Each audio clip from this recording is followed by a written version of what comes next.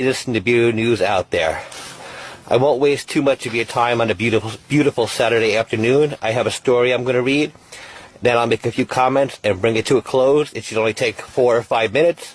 And if you want, you can just go to the website and read it for yourself. The title of the story is Nibiru Annunaki Slaughter Russian Soldiers. And I will read the story. Let's see if I got it here. Okay. 1 second, please. Sorry about that. Okay.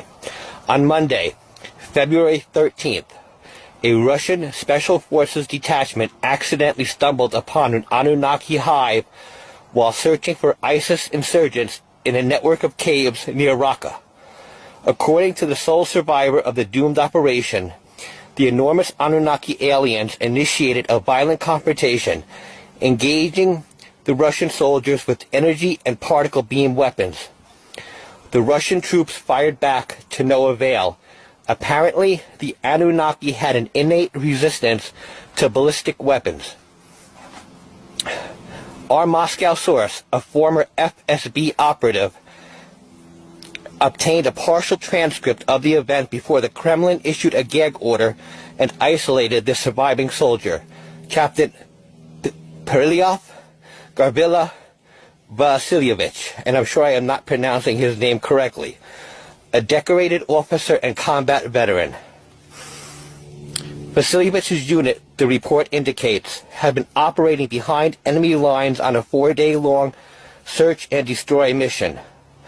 They were tasked with locating a band of ISIS freedom fighters believed to be hiding in an expansive network of caves in northeast Syria.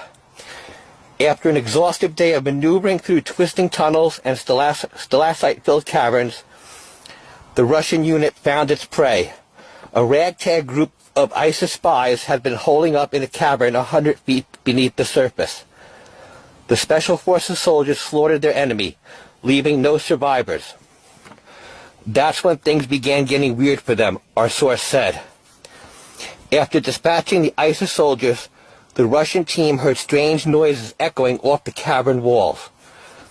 A distinct series of beeps and chirps emanating from a tunnel leading deeper underground.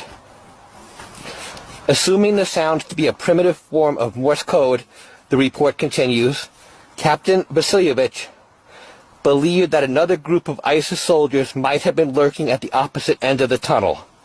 He had ordered his men to assume an offensive posture and begun descending into the depths of the earth. The tunnel, Captain Vasilyevich reported, emptied into a colossal cavern with a 100-meter-high ceiling. Upon entering the cave, they were greeted not by ISIS insurgents, but by a faction of heavily armed, humanoid aliens who did not take kindly to the intrusion.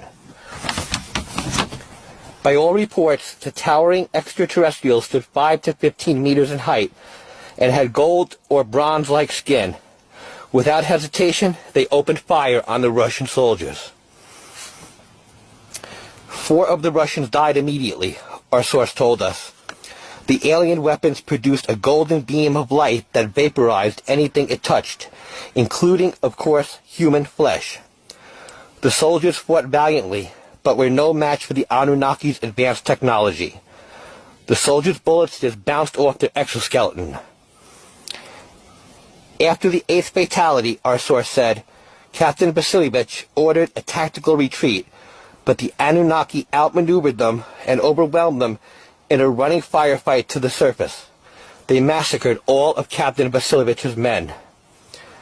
Vasilyevich, the report concludes, barely escaped with his life.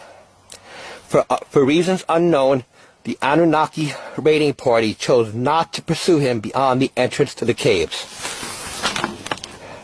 Even more interesting, this might not be an isolated incident. Astrobiologist and Sumerian scholar Hermann Schwarzbaum claims that worldwide governments have concealed numerous confrontations with Anunnaki raiding parties. The extraterrestrials, he said, originate from the 4th planet of the Nibiru system and routinely probe Earth's defenses in advance of Nibiru's arrival. As scientists